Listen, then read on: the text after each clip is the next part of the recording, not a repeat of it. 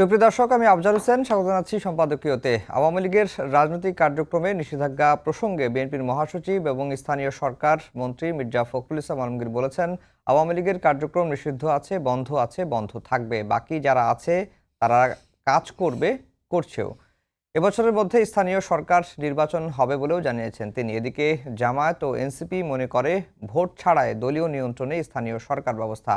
দল দুটি দ্রুত স্থানীয় সরকার নির্বাচন চায়। সমসাময়িক রাজনীতির নানা বিষয় নিয়ে আমাদের আজকের সম্পাদকীয় ছুটির দিনের রাজনীতি, এ বিষয়ে কথা বলতে স্টুডিওতে উপস্থিত আছেন সামান্তা শারমিন। কিছুক্ষণের মধ্যে আমাদের সঙ্গে এসে উপস্থিত হবেন। এখন আমাদের সঙ্গে উপস্থিত আছেন ডাক্তার সাখাওয়াত হোসেন সায়ন্ত, সাধারণ সম্পাদক জি9। দর্শক, আপনারাও এই আলোচনায় অংশ নিতে পারেন। এজন্য আপনাদের ফোন করতে হবে টেলিভিশনে দেখার নম্বরে, এছাড়া ফেসবুকের মাধ্যমেও আপনাদের মন্তব্য পাঠাতে পারেন। আলোচনা শুরুতেই জানিয়ে দেব এখনকার প্রধান শিরোনাম। ব্যস্ততাকে ছুটি দিয়ে বাড়ির পানে মানুষ, স্বজনদের সঙ্গে ঈদ উদযাপনে সব পথে ঢল। লঞ্চে ভিড়, ট্রেনের ছাদে যাত্রী, সড়কে গাড়ির চাপ থাকলেও নেই যানজট। দেশের আকাশে দেখা যায়নি শাওয়াল মাসের চাঁদ। শনিবার উদযাপিত হবে পবিত্র ঈদ উল ফিতর। চাঁদ দেখা কমিটির বৈঠক শেষে ধর্মমন্ত্রী জানালেন ঈদের শুভেচ্ছা। জাতীয় ঈদগাহে প্রধান জামায়াতে অংশ নেবেন রাষ্ট্রপতি, প্রধানমন্ত্রী। নিরাপত্তার চাদরে ঢাকা থাকবে পুরো এলাকা। শোলাকিয়া, গোরে শহীদ ময়দানেও শেষ মুহূর্তের প্রস্তুতি। সরকারি বাসভবনে উঠছেন না প্রধানমন্ত্রী তারেক রহমান। মা বাবার মতোই থাকবেন নিজ বাসায়। যমুনায় সবার সঙ্গে করবেন ঈদ শুভেচ্ছা বিনিময়।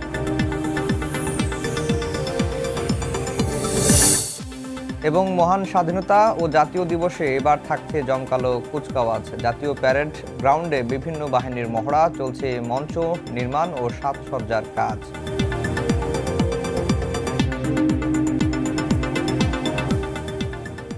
দর্শক, শিরোনাম শুনছিলেন। আমরা আজকের আলোচনার বিষয় দিয়েছি ছুটির দিনের রাজনীতি। শান্ত ভাই, আপনাকে দিয়ে আলোচনা শুরু করি। আজকে বিএনপির মহাসচিব মির্জা ফখরুল ইসলাম আলমগীর আওয়ামী লীগের কার্যক্রম নিষেধাজ্ঞা প্রসঙ্গে তিনি বলেছেন যে আওয়ামী লীগের কার্যক্রম নিষিদ্ধ আছে, বন্ধ থাকবে। এবং তিনি এও বলেছেন যে তারা হঠাৎ করে সামনে আসছেন, তাদের আসলে এটা নিয়ে আসলে সিরিয়াসলি নেওয়ার কিছু নেই। তাহলে আওয়ামী লীগের ভবিষ্যৎটা কি এখন? কারণ অনেকেই, বিশেষ করে আওয়ামী লীগের নেতারা মনে করছিলেন যে নির্বাচনটা হয়ে গেলে যদি বিএনপি ক্ষমতায় আসে তাদের জন্য সুবিধা হবে। আমরা এটাও দেখছিলাম যে নির্বাচনের পরে আওয়ামী লীগের কার্যালয়গুলো খুলছিল, আবার বিভিন্ন জায়গায় বন্ধও হচ্ছিল। তো সবকিছু মিলিয়ে বিএনপির মহাসচিবের এই বক্তব্যটাকে আপনি কিভাবে দেখেন? আওয়ামী লীগের রাজনৈতিক ভবিষ্যৎটি বা কি হবে? আপনাকে ধন্যবাদ। আমার সঙ্গে আলোচনায় সামান্তা আছেন এবং যারা শুনছেন সবার জন্য শুভেচ্ছা রইল। বিএনপি মহাসচিব যে বক্তব্য দিচ্ছেন সেটা রিয়ালিটি এই জন্য যে গণঅভ্যুত্থানের পরে আওয়ামী লীগ নামে কোনো দল রাজনৈতিক কার্যক্রম চালাবে এটা সম্ভব ছিল না কোনোভাবেই। এই কারণে সম্ভব ছিল না যে এই দলটি 16 বছর ধরে শুধু হামলা মামলা গুম খুন করে, প্রতিপক্ষকে পর্যদস্ত করে, দেশের টাকা লুটপাট করে, নির্বাচন ব্যবস্থা ধ্বংস করে, সাংবিধানিক প্রতিষ্ঠানগুলো ধ্বংস করে, আয়নাঘর করে মানুষটাকে অমানবিক আচরণ করেই ক্ষান্ত হয়নি। সর্বশেষ একটা গণঅভ্যুত্থানে গণহত্যা চালিয়ে পালিয়ে গেছে। এই পালিয়ে যাওয়ার পরে তাদের কোনো রকম ভুল স্বীকার, দায় নেয়া, অনুতপ্ত হওয়া, এর কোনো কিছুই এই দলের কোনো লেভেলের নেতাকর্মীদের মধ্যে দেখা যায়নি। সেই অবস্থায় নিশ্চিতভাবেই এই যে যারা গণহত্যা ঘটালো বা এই রকম জঘন্যতম অপরাধে যুক্ত, তাদের তো বিচার করাটা জাতীয় দাবি। গণঅভ্যুত্থানের পক্ষের শক্তি না, শুধু এটা জাতীয় দাবিতে পরিণত হয়েছে। সেই অবস্থায় তাদের বিচার কার্যক্রম চলাটা বাধাগ্রস্ত হয়ে উঠছিল যখন আওয়ামী লীগ বা তাদের অঙ্গ সংগঠনগুলো বিভিন্ন জায়গায় মিছিল নিয়ে নামছিল বা চোরাগুপ্তা হামলার দিকে যাচ্ছিল। সেই অবস্থায় এটাকে কার্যক্রম নিষিদ্ধ করতে হয়েছে। ফলে নিষিদ্ধ হলো, এটা একটা রাজনৈতিক সিদ্ধান্ত ছিল। সে সময় তো এই নির্বাহী আদেশে আওয়ামী লীগকে নিষিদ্ধের পক্ষে বিএনপি ছিল না এবং এখনো নাই। তাহলে নির্বাহী আদেশের নিষিদ্ধের পক্ষে বিএনপি ছিল না, কিন্তু কার্যক্রম নিষিদ্ধ যেটা হয়েছে সেই পর্যন্ত বিএনপি অ্যাগ্রি করেছে। বলছে দল হিসেবে বিএনপিকে নিষিদ্ধ করা এটা বিএনপিও করবে না। বিএনপি এটার পক্ষে আগেও ছিল না, এখনও নেই, ভবিষ্যতেও থাকবে না। কারণ নির্বাহী আদেশের মধ্যে একটা দলকে নিষিদ্ধ করতে গেলে এই নজির স্থাপন যদি আজকে বিএনপি করে বা ইন্টারিম গভর্নমেন্ট করতো, এই নজির ভবিষ্যতে অনেকে ফলো করবে, সেই আশঙ্কা থেকে যায়। এবং একটি রাজনৈতিক দল হিসেবে গণতান্ত্রিক রাজনীতি যারা করে তারা নির্বাহী আদেশে রাজনৈতিক দল নিষিদ্ধ করার পক্ষে থাকতে পারে না। সেই হিসেবে আওয়ামী লীগ যে অপরাধ করেছে সেটা বিচার বিভাগীয় তদন্ত, বিচারিক প্রক্রিয়ার মাধ্যমে যদি আদালত নিষিদ্ধ করতে চায় তাহলে নিষিদ্ধ হবে, সেটা একটা। কিন্তু এখন যেটা আওয়ামী লীগ কিন্তু নিষিদ্ধ না, এটা হচ্ছে আওয়ামী লীগের কার্যক্রম নিষিদ্ধ। কারণ হচ্ছে তাদের কার্যক্রম ওপেন রাখলে তারা এই যে বিচার ব্যবস্থা, আওয়ামী লীগের যে অপরাধী নেতাদের কর্মীদের যাদের বিচার করতে হবে, যেটা জাতীয় দাবি যেটা বললাম, সেই বিচার ব্যবস্থাটাকে তারা বাধাগ্রস্ত করতে পারে। এমনকি তাদের কার্যক্রম যদি নিষিদ্ধ না থাকতো তাহলে নিবন্ধন থাকতো, নিবন্ধন যদি থাকে তাহলে তারা কোনো না কোনো ফর্মে নির্বাচনে অংশগ্রহণ করত। নির্বাচনে অংশগ্রহণ করলে তারা কেউ কেউ অপরাধীরাও তাদের বলয় আছে যেসব এলাকায়, সেখানে হয়তো কেউ কেউ এমপি হয়ে আসতো। এমপি হয়ে আসলে একজন খুনি গণহত্যাকারী সে এমপি হয়ে আসছে, তখন তাদের পক্ষে জনমতটাও তারা তৈরি করার ক্ষেত্রটা তৈরি করবে। ফলে এই বিচার আদৌ করা সম্ভব হতো কিনা সেটা নিয়ে অনেকের সংশয় ছিল। ফলে কার্যক্রম নিষিদ্ধ, এটা ঠিক আছে, সেটা মানছে। দল হিসেবে আওয়ামী লীগকে নিষিদ্ধ করা সেটা নির্বাহী আদেশে বিএনপি করবে না। কিন্তু এখন এটার এই কার্যক্রমটাকেও ওপেন করতে হলে আওয়ামী লীগকেও অনুতপ্ত এবং ভুল স্বীকার করে রিকনসিলিয়েশনের মধ্যে আসতে হবে কাউকে কাউকে, অথবা এই গণঅভ্যুত্থানের পক্ষের যে রাজনৈতিক শক্তি এদের একটা সমঝোতা লাগবে, রাজনৈতিক সিদ্ধান্ত লাগবে। সুতরাং বিএনপি এককভাবে এইটা ওপেন করে দেওয়ার আমার ধারণা সে অধিকারও রাখে না। জি, সামান্ত শারমিন, আপনাকে ধন্যবাদ জানাচ্ছি সময়ের সম্পাদকত্বে বা স্টুডিওতে। আপনার একটি বক্তব্য নিয়ে আমার এই শোতেই জামায়াতের একজন নেতা, আমি তার পদ সম্পর্কে জানি না, জামাতের বুদ্ধিজীবী হিসেবে পরিচিত ব্যারিস্টার এস.এম. শাহরিয়ার কবির, তিনি আপনাকে বহিষ্কারের দাবি জানিয়েছিলেন এবং আপনি এজেন্সির হয়ে কথা বলেন, আপনাকে আততায়ী বলা হয়েছিল এবং তার একটি তীব্র প্রতিক্রিয়াও কিন্তু আপনাদের নেতা নেত্রীরা জানিয়েছেন, শাহরিয়ার কবিরকে প্রকাশ্যে ক্ষমা চাওয়ার দাবি জানিয়েছেন। আপনার বক্তব্যটা ছিল যে জামায়াতকে রাজনৈতিকভাবে নেতৃত্ব দিচ্ছে এনসিপি, এবং শাহরিয়ার কবিরের বক্তব্য এবং আপনার এই বক্তব্যের ব্যাখ্যা জানতে চাই। ধন্যবাদ আফজাল ভাই। আমার নিজের সম্পর্কেও আমি যা যা জানতাম না, আপনার মাধ্যমে আমি সেটা জানার সুযোগ হলো আমার, কারণ আমি সাক্ষী ছিলাম। আপনি আপনার উসিলায় আল্লাহ আমাকে এটা দেখাইলো। আর সায়ন্ত ভাইকে শুভেচ্ছা, ঈদ মোবারক, সবাইকে ঈদ মোবারক, যারা আমি হয়তো এরপরে ঈদ মোবারক জানানোর সুযোগ নাও পেতে পারি। আমরা তো একটা মানে খুবই রক্তক্ষয়ী একটা ঈদ মোবারক, মানে এটা আমি বলে রাখলাম, এটার আলাপে আর গেলাম না। আপনার প্রশ্নের প্রসঙ্গে আসি। আসলে মানে আমি তো কোনো যুক্তি ছাড়া আলাপটা তো তুলিনি। যেটা হয় যে টকশোর সেটআপে সময় খুব অল্প থাকে, আমি আসলে খুব বেশি ব্যাখ্যা করতে পারি না। আমার কাছে ব্যাখ্যাটা আছে, আমি চাইলে সেই আজকে ব্যাখ্যা দেন, আমি সময় দিচ্ছি আপনাকে। দেখেন, আমি ওনার বক্তব্য কি এটা আমি এত নগণ্য, বা আমি আসলে কি ওনার কোনো কথাকে একনলেজ করা, এটা আসলে আমার মনে হয় না আমার জায়গা থেকে কোনো প্রয়োজন আছে। আর দলের জায়গা থেকে আমাকে জানানো হয়েছে যে এই বিষয়টা মানে ওনারা কেউই জানেন না, এরকম কারোর সাথেই কথা হয়নি, এবং পরিষ্কারভাবে আমাকে জানানো হয়েছে যে দলের কোনো সিদ্ধান্ত জামাতে ইনফ্লুয়েন্স করতে পারবে না। তো এটা আমি আমার দলের প্রতি আমার কোনো ধরনের কোনো আশঙ্কা বা কোনো ধরনের সন্দেহ নেই। আচ্ছা, এখন আসি যে আমি কেন এটা বলেছি। দেখেন, এই যে সায়ন্ত ভাই যে আলাপটা করছিলেন ওটার প্রসঙ্গ ধরে আসি। আমাদের দুর্ভাগ্য হচ্ছে এই বাংলাদেশের প্রেক্ষাপটে দুইটা গণহত্যাকারী দল নিয়ে আমাদের চলতে হচ্ছে। মানে এখন আওয়ামী লীগের প্রসঙ্গ, আমি জানি না যে ভবিষ্যতে আল্লাহ কি আমাদের এটাও দেখাবেন কিনা যে আওয়ামী লীগের নেতাদের ব্যাপারে আওয়ামী লীগ অ্যাজ এ দল হিসেবে এই আর্গুমেন্টগুলো তাদের ব্যাপারেও করতে হচ্ছে। এবং জামাতের যে এই যে তার যে কার্যক্রম, এই কার্যক্রম নিয়ে তো অনেক মহলে অনেক সমালোচনা আছে। এটা তো শুধু আমি নতুন না। তো আমি কোন জায়গাটা বলছি যে একটা জোট হয়েছে, নির্বাচনী জোট, এবং এটাকে বলা হয়েছে এটা নির্বাচনী জোটও না। আপনি যদি প্রিভিয়াস সমঝোতা, এটা একটা নগণ্য আসন সমঝোতা মাত্র। আচ্ছা, অ্যাজ ইফ মনে হয়েছে যে নির্বাচনটা শেষ হওয়া মাত্রই এটা ক্লোজ হয়ে যাবে, মনে হয়েছে আমার কাছে তখনকার যত প্রেস কনফারেন্স। আমি কেন কথাটা বলেছি, দেখেন যে জামাত আসলে কখনোই মানে বাংলাদেশের ইতিহাসে এত ভোট পায় নাই, এত আসন পায় নাই। সবসময় এটা একটা মানে এই জামাত দল হিসেবে এক ধরনের, আমি এটা যদি অতি কথন না বলি, এটা অন্যের উপরে ভর করে চলা একটা দল। সবসময় অন্য একটি দল, অন্য একটি জোট, এইভাবে চলা একটা দল 41 সাল থেকে, তার জন্মের পর থেকে। এত ভোট, এত আসন, এটা কিন্তু এটার একটা ব্যাখ্যা তো প্রয়োজন। ইলেকশনের পরে আসলে ডাটাগুলো আসতে শুরু করে। আমি যখন ডাটাগুলো পেতে শুরু করি তখন আমি বুঝতে পারি আসলে ঘটনাটা কি ঘটেছে। এনসিপি হচ্ছে গণ অভ্যুত্থানের দল, তার কিন্তু সকল ম্যান্ডেট আছে। আমি একটু লম্বা করছি সায়েন্তুবে, যদি আপনি কিছু মনে করেন।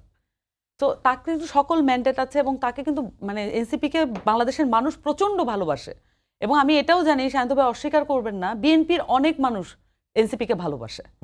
এবং সর্বক্ষেত্রে এটা ভালোবাসাটা আসলে খুবই পবিত্র এবং এটা নিজে থেকে, ভিতর থেকে আসা।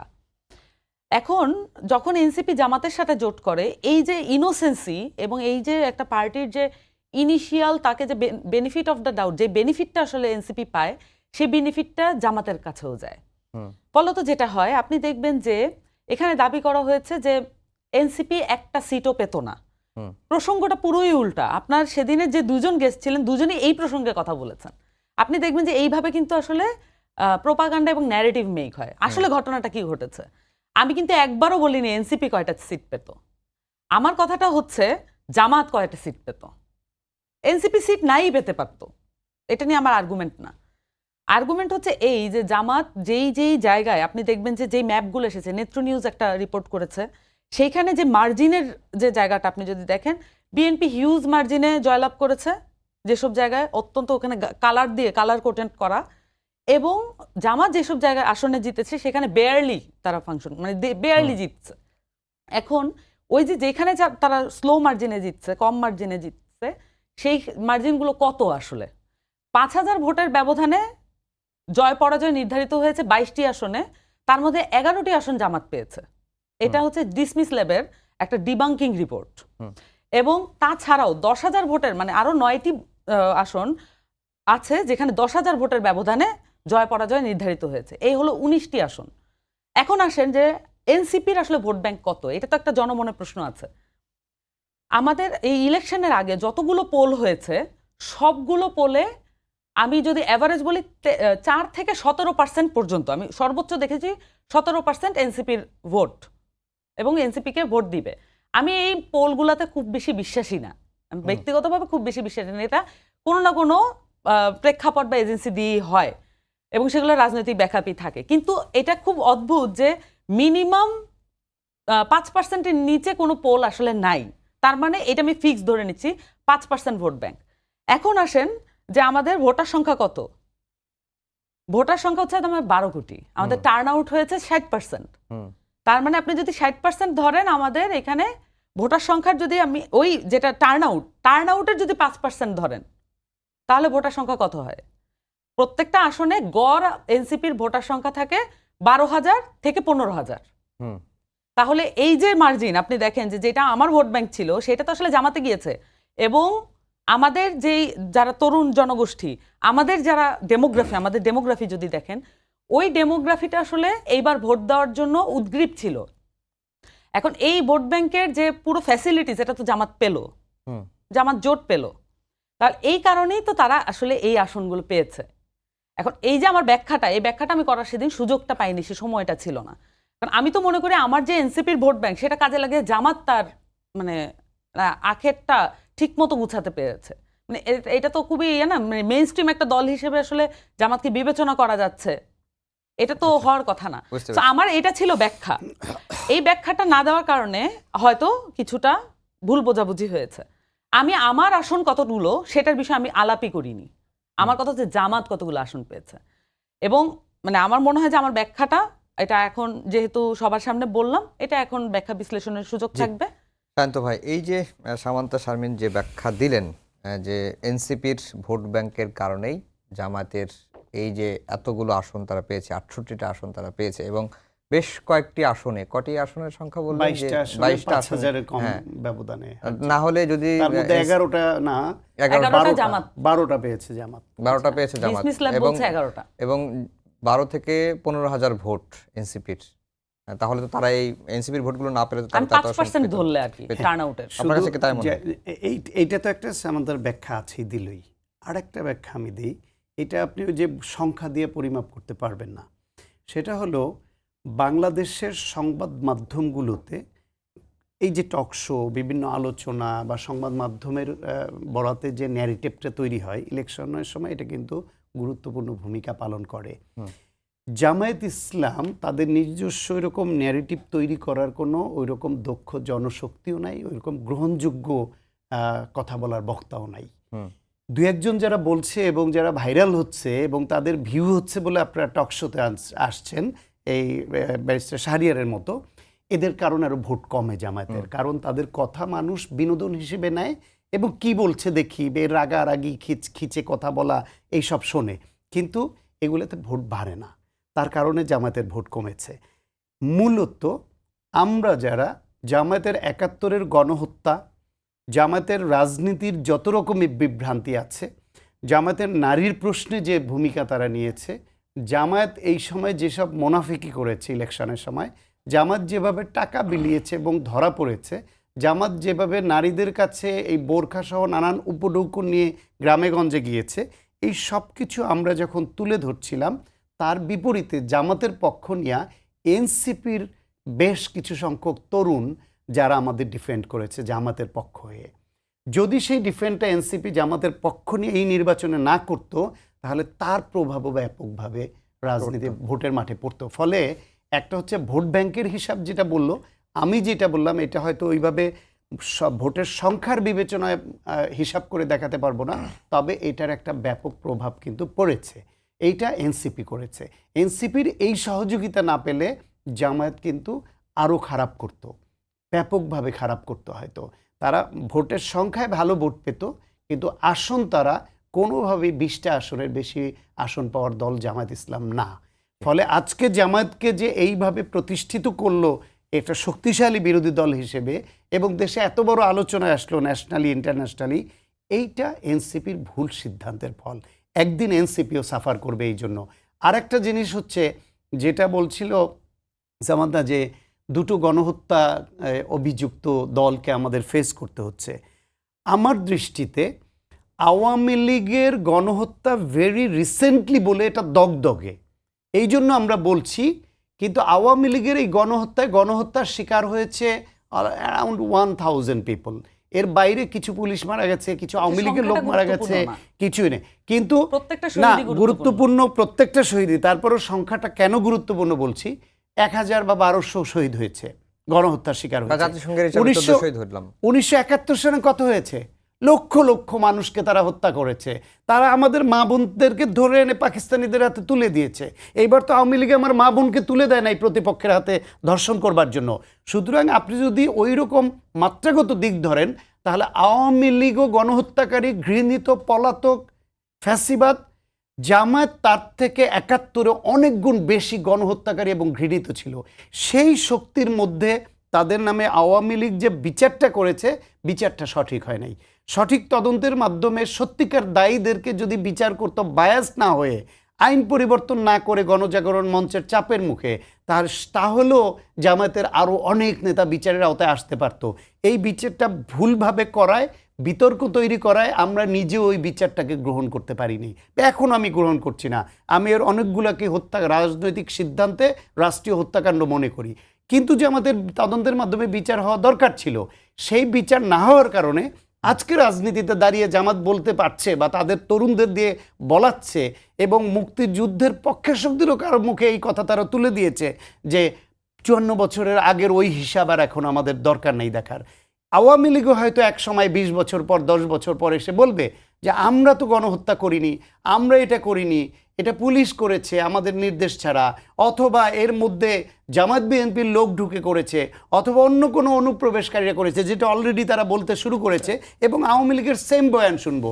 তাহলে যেই আওয়ামী লীগের আজকে বিচার জামাত ইসলাম চাচ্ছে, আমরা চাচ্ছি, এনসিপি চাচ্ছে, দেশের সকল গণ অভ্যুত্থানের পক্ষের শক্তি চাচ্ছে, সেই একইভাবেই তো এই জামাতও পার পেয়ে গেল।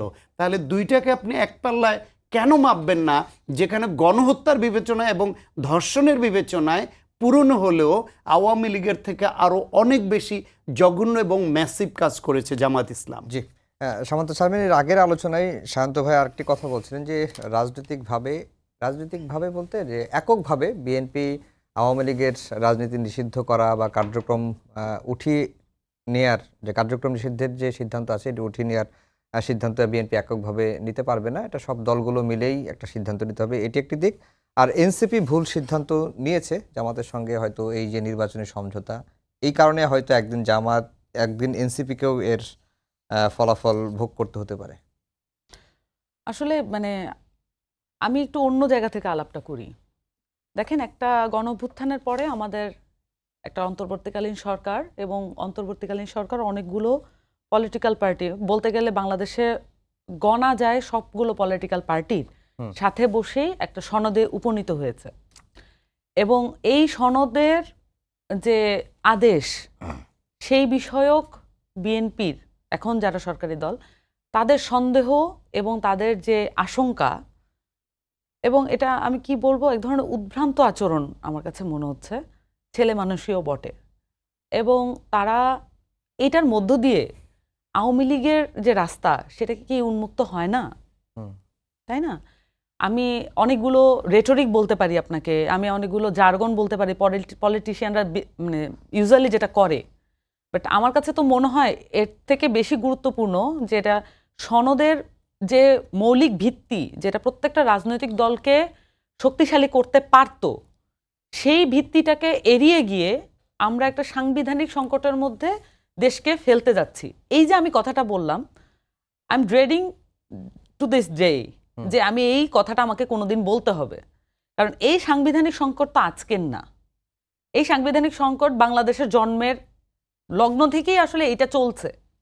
তাহলে আমাদের যে সরকারি দল, তাদের তো আসলে কোনো না কোনো পর্যায়ে এসে অনেকগুলো কাজ নিজে স্বপ্রণোদিতভাবে করতে হবে। এর মধ্যে একটা হচ্ছে সনদ।